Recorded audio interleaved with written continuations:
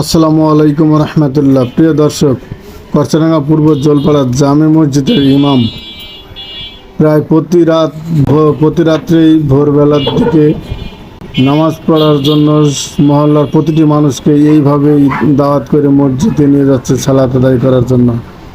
আমি মনে করি সারা বাংলাদেশের প্রতিটা মহল্লার মসজিদের ইমাম সাহেবরা যেন এই কাজটি করে থাকেন।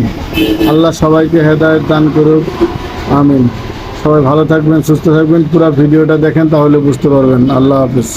ভাই, সব ভাই ঘুম থেকে উঠে মসজিদে আসেন। আসসালাতু খায়রুম মিনান নাওম।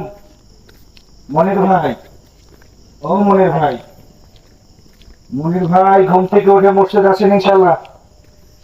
নুর ইসলাম ভাই, ও নুর ইসলাম ভাই, নুর ইসলাম ভাই ঘুম থেকে উঠে মসজিদে আসেন।